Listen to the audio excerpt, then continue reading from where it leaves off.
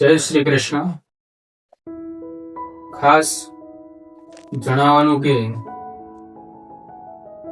આવતીકાલે વસંત પંચમીનો પાવન દિવસ, જેની ઉજવણી આપણે સૌ કોઈ હિન્દુ સનાતન ધર્મના ધર્મપ્રેમી લોકો કરવાના છીએ. ત્યારે વસંત પંચમી તે શું છે અને વસંત પંચમી શા માટે ઉજવવામાં આવે છે, એનું શુભ મુહૂર્ત કયું છે, વસંત પંચમીના દિવસે શું કરવું જોઈએ અને શું ન કરવું જોઈએ, શું કરવાથી શું ફળ મળે, તે તમામ બાબતો આજે આપણે આ વિડીયોમાં નિહાળવાના છીએ.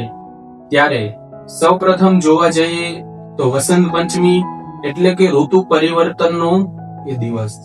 આજના દિવસથી, વસંત પંચમીના દિવસથી ઋતુ પરિવર્તન થાય છે અને આ વસંત પંચમીના દિવસે ખૂબ સારા એવા શુભ મુહૂર્ત આપણને સૌ કોઈને મળવાના છે કે જેમાં આપણે કાર્ય કરી અને આપણા કાર્યની સિદ્ધિ આપણે પ્રાપ્ત કરી શકીએ છીએ.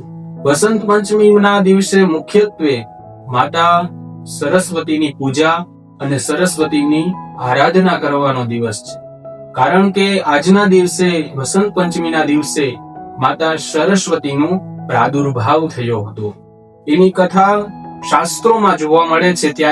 જ્યારે ભગવાન નારાયણના નાભી કમળમાંથી કમળની ઉત્પત્તિ થઈ અને એ કમળમાંથી બ્રહ્માજીની ઉત્પત્તિ થઈ અને બ્રહ્માજીને જ્યારે ભગવાન નારાયણે સૃષ્ટિનું સર્જન કરવાની જ્યારે આજ્ઞા આપે છે, ત્યારે બ્રહ્માજીએ સૃષ્ટિનું સર્જન તો કર્યું, પરંતુ એ બધી સૃષ્ટિ છે અચેતન છે, બોલતી નથી, મૌન છે.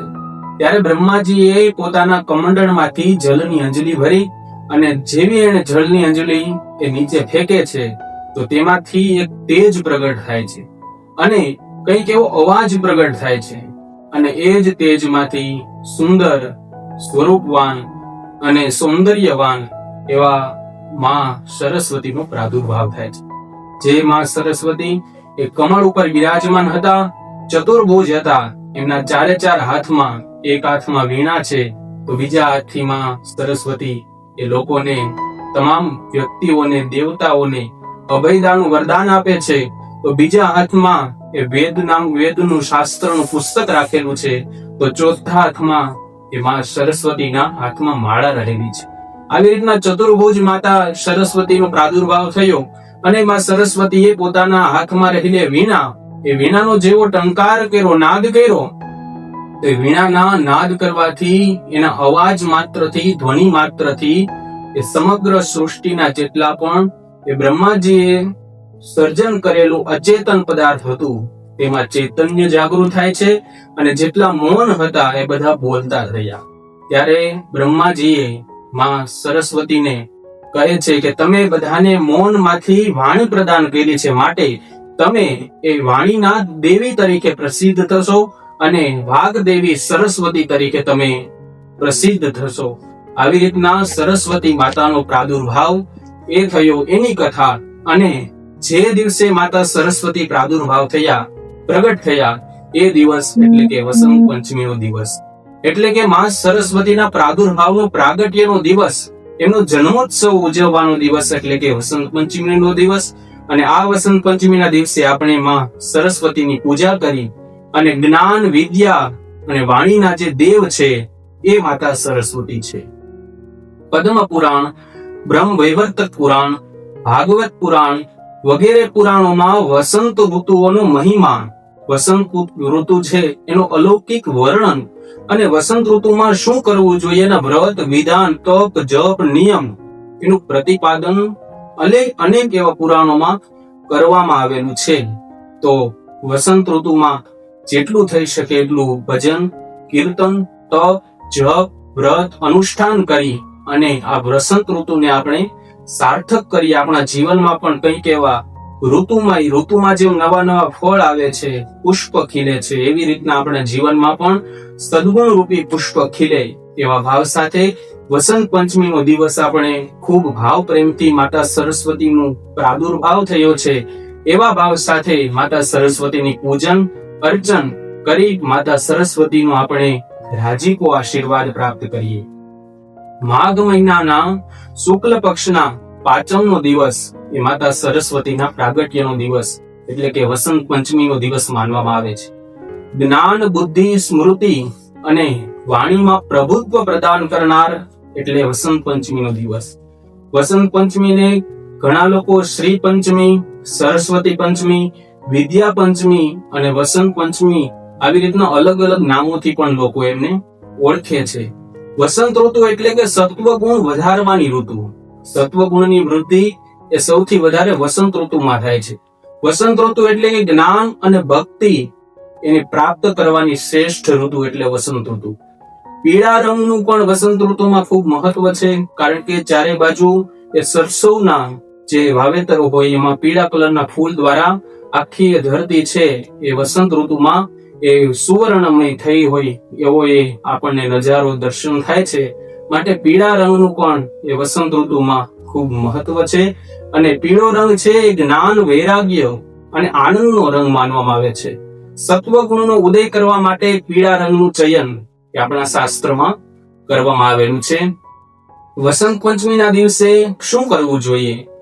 તો વસંત પંચમીના દિવસે વિદ્યાનો આરંભ કરવો જોઈએ. વિદ્યારંભ કરવા માટે વસંત પંચમી તે શ્રેષ્ઠ માનવામાં આવે છે.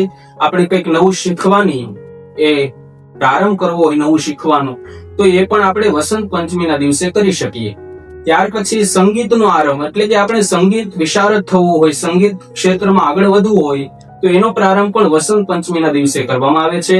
શાસ્ત્રના અધ્યયનમાં આપણે આગળ વધવું હોય તો એનો પ્રારંભ પણ વસંત પંચમીના દિવસે કરવામાં આવે છે. ત્યાર પછી આપણે મંત્ર દીક્ષા લઈ અને વસંત પંચમીના દિવસે મંત્ર દીક્ષા લેવાનો પણ એક અલૌકિક એ મહિમા આપણા શાસ્ત્રમાં બતાવેલો છે. ત્રેતાયુગનો એક પ્રસંગ જોવા જઈએ તો જ્યારે સીતાજીનું હરણ થયું રાવણ દ્વારા, ત્યારે પ્રભુ શ્રી રામ અને લક્ષ્મણજી એ અલગ અલગ વનમાં સીતાજીની શોધ કરે છે. એવામાં પંપો સરોવર દંડકારણ્યમાં પધાર્યા કે જ્યાં શબરીની ઝૂંપડી હતી. તો શબરીના હેઠા બોર ભગવાન રામચંદ્રજીએ ખાધા. એ શિલા ઉપર પ્રભુ શ્રી રામચંદ્રજી બેઠા હતા. આજે પણ એ શિલા ઉપર પ્રભુ શ્રી રામચંદ્રજી જે શિલા ઉપર બેઠા હતા ત્યાં એ લોક પરંપરા અનુસાર માતા સરસ્વતીનું પૂજન તેમજ પ્રભુ શ્રી રામચંદ્રજી અને શબરી માતાનું પૂજન એ વસંત પંચમીના દિવસે એ ઘણા લોકો કરતા હોય છે. એવી પણ એક લોકવાયકા આપણે જોવા મળે છે. ત્યાર પછી ભગવાન શ્રી કૃષ્ણ જ્યારે દ્વાપર યુગમાં પ્રગટ થયા ત્યારે સૌપ્રથમ પરમાત્મા શ્રી કૃષ્ણએ પોતાના હાથમાં એ વેણુ લઈ અને જેવો એ વેણુનો નાદ કર્યો તો એ નાદમાંથી માતા સરસ્વતીનો પ્રાદુર્ભાવ થયો. અને એ સરસ્વતીનો પ્રાદુર્ભાવ થયો એ દિવસ એટલે કે વસંત પંચમીનો દિવસ. અને ત્યારથી ભગવાન શ્રી કૃષ્ણએ વરદાન આપ્યું કે વસંત પંચમીના દિવસે તમારું પૂજન અર્ચન કરી અને વાક પટુતા એટલે કે વાણીમાં પ્રભુતા લોકો પ્રાપ્ત કરશે. એવા ભગવાન શ્રી કૃષ્ણએ માતા સરસ્વતીને વચન આપેલું, વરદાન આપેલું એવું પણ આપણે શાસ્ત્રમાં જોઈએ છીએ. ત્યાર પછી જોવા જઈએ તો વસંત પંચમીના દિવસથી જેટલા પણ વ્રજ ક્ષેત્રમાં વસતા લોકો છે, ભક્તો છે ભગવાન શ્રી કૃષ્ણના, એ વૈષ્ણવો છે, એ બધા જ વૈષ્ણવો વ્રજ ક્ષેત્રના તમામ વ્યક્તિઓ એ વસંત પંચમીના દિવસથી જ એ હોળી અને ધૂળેટીના એ ઉત્સવનો પ્રારંભ કરતા હોય છે. એટલે એક મહિના સુધી એ લોકો ભગવાનના મંદિરમાં જઈ અને ભગવાનની સન્મુખ એ ભક્તો એ હોળી અને ધૂળેટી જેવા પ્રસંગોનો પ્રારંભ કરતા હોય છે. તો જે દિવસથી એ પ્રારંભ કરે દિવસ એટલે કે વસંત પંચમીનો દિવસ. એટલે એ બ્રજ ક્ષેત્રમાં એક મહિના સુધી ધૂળેટીનો પ્રસંગ ચાલે, રંગોત્સવનો આનંદ ઉત્સવ ચાલતો હોય. આપણે ત્યાં જઈએ તો વિશેષ એનો આનંદ પણ આપણે પ્રાપ્ત કરીએ છીએ. ત્યાર પછી જોવા જઈએ તો વસંત પંચમી એ ખાટુ શ્યામ બાબા ખાટુ શ્યામ સાથે પણ જોડાયેલો પ્રસંગ છે કે ખાટુ શ્યામ ભગવાનને, ખાટુ શ્યામ બાબાને જે પીતાંબર ધારણ કરવામાં આવેલ છે, આ વસ્ત્ર ધારણ કરવામાં આવે છે, અંતર વસ્ત્ર જે ધારણ કરવામાં આવે છે એ પીતાંબર એ બદલવાનો દિવસ એટલે કે વસંત પંચમીનો દિવસ. આ વસંત પંચમીના દિવસે ખાટુ શ્યામ બાબાના દરબારમાં પણ અનેક એવા હજારોની સંખ્યામાં ભક્તો જઈ અને આ ઉત્સવ મહોત્સવનો આનંદ માણતા હોય છે. ત્યાંના લોકો માટે બહુ મોટો ત્યોહાર હોય છે, કારણ કે ખાટુ શ્યામ બાબા એ પોતાના વસ્ત્ર એનું પરિવર્તન એ વસંત પંચમીના દિવસે કરે છે. અને વર્ષમાં એક જ વાર એમના એ વસ્ત્રના દર્શન અને વસ્ત્ર પરિવર્તન કરવામાં આવે છે. અને આ દિવસે વિશેષ ખાટુ શ્યામ બાબાને પીળા રંગના ફૂલથી શણગાર કરી અને બધા જ લોકોને એ પરમાત્માના ખાટુ શ્યામ બાબાના એ પ્રસાદનો એ લાભ પણ આપવામાં આવે છે. તો આવી કથા એ ખાટુ શ્યામ બાબા સાથે પણ વસંત પંચમીની જોડાયેલી છે. ઋતુઓનો રાજા એટલે વસંત પંચમી. વસંત પંચમીના દિવસે નવા નવા ધાન્ય એ પરિપક્વ થાય છે. ધરતી છે એ પણ ધાન્યથી ભરપૂર આપણને જોવા મળે છે. વસંત પંચમી આ વર્ષે 23 જાન્યુઆરી 2026 ના દિવસે વસંત પંચમીનો દિવસ છે. તેના શુભ મુહૂર્ત વિશે વાત કરીએ તો 23 જાન્યુઆરી 2026 માઘ મહિનો શુક્લ પક્ષ અને પાંચમનો દિવસ અને શુક્રવારના દિવસે વસંત પંચમીનો દિવસ આપણે આ વર્ષે છે. તો આ વર્ષે 7:13 વાગ્યાથી લઈ સવારના 12:33 સુધી એટલે બપોરના 12:33 સુધી એટલે કે 5 કલાક ને 20 મિનિટ સુધીનું જે મુહૂર્ત છે તેને શુભ માનવામાં આવશે અને તેમાં કરેલું કાર્ય તે આપણું સિદ્ધ થશે. એટલા માટે આ શુભ મુહૂર્તમાં આપણે થઈ શકે તો જેટલા સત્કાર્ય થાય એટલા કરવા.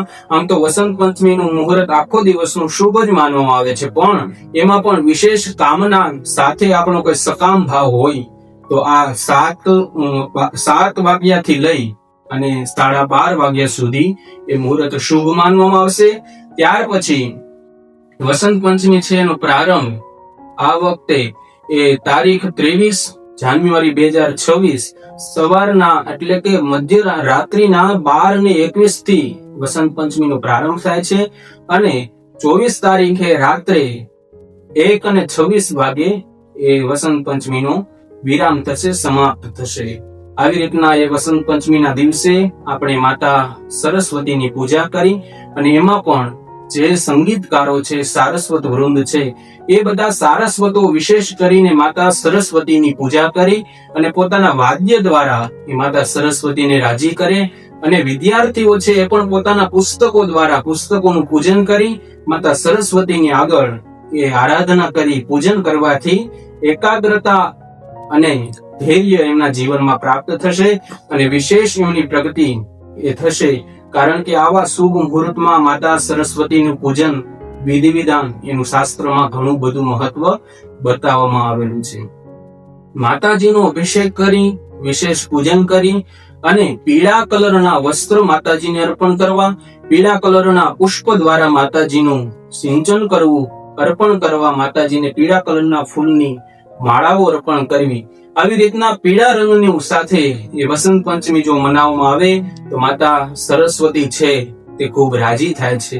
અને વસંત પંચમીના દિવસે માતા સરસ્વતીને માલપુવાનો વિશેષ નૈવેદ્ય એ પણ અર્પણ કરવું અને ફળમાં જોવા જઈએ તો ફળમાં માતાજીને આપણે બોરના ફળ છે એ અર્પણ કરી માતાજીને આપણે રાજી કરી શકીએ. ત્યાર પછી ઓમ સરસ્વતી નમઃ એવા મંત્રનો જપ કરવો અને બીજ મંત્ર દ્વારા પણ જો જપ કરવામાં આવે તો એનું પણ આપણા શાસ્ત્રમાં વિશેષ મહત્વ બતાવવામાં આવ્યું છે. ખાસ વસંત પંચમીના દિવસે અમુક વસ્તુ છે એ ક્યારેય ન કરશો. જો એવું કરવામાં આવશે તો એના દ્વારા આપણા જીવનમાં બહુ મોટી હાનિ પણ, નુકસાન પણ થઈ શકે છે. કહેવામાં આવે છે કે વાદ અને વિવાદનો સંપૂર્ણપણે ત્યાગ કરવો. વાદ અને વિવાદ જો કરવામાં આવે તો જીવનમાં મોટી હાનિ થઈ શકે છે. ત્યારબાદ વસંત પંચમીના દિવસે અસત્ય ન બોલવું, સત્યનું પાલન કરવું. ત્યારબાદ તમોગુણી જે આહાર છે, તામસી આહાર છે એનો પણ ત્યાગ કરવો અને કાળા અથવા લાલ રંગના જે વસ્ત્ર છે તેનો પણ ત્યાગ કરવો. કાળા અથવા લાલ રંગના વસ્ત્ર ન પહેરવા. સફેદ અને પીળા રંગના વસ્ત્ર એ વસંત પંચમીના દિવસે ધારણ કરવા જોઈએ. વસંત પંચમીના દિવસે નાના એવા છોડથી માંડી મોટા વૃક્ષ સુધી કોઈ પણ વૃક્ષને કાપવા ન જોઈએ, એનાથી પણ બહુ મોટો દોષ લાગશે. વિદ્યાર્થીઓએ પુસ્તકો વેચવાનો જોઈએ વસંત પંચમીના દિવસે. ગુસ્સાનો ત્યાગ કરવો અને સંપૂર્ણપણે શાંત થઈ માતાજીનું પૂજન કરી અને વિદ્યાની પ્રાપ્તિ કરવી. આવી રીતના વસંત પંચમીનું જો કોઈ પૂજન કરે તો તેના જીવનમાં સુખ, શાંતિ, સમૃદ્ધિ અને વિશેષ એવી સદવિદ્યાનો પ્રાપ્તિ થાય છે, વધારો થાય છે. તો તેવા ભાવ સાથે આપણે પણ વસંત પંચમીનો ઉજવણી કરીએ, ઉત્સવ કરીએ, માતા સરસ્વતીનું પૂજન કરીએ, અર્ચન કરીએ અને માતા સરસ્વતીની કૃપા પ્રસાદ આપણે પણ પ્રાપ્ત કરીએ. એવા ભાવ સાથે સૌ કોઈને, ધર્મ પ્રેમી સર્વે ભક્તોને મારા હેતપૂર્વક જય શ્રી કૃષ્ણ, રાધે કૃષ્ણ.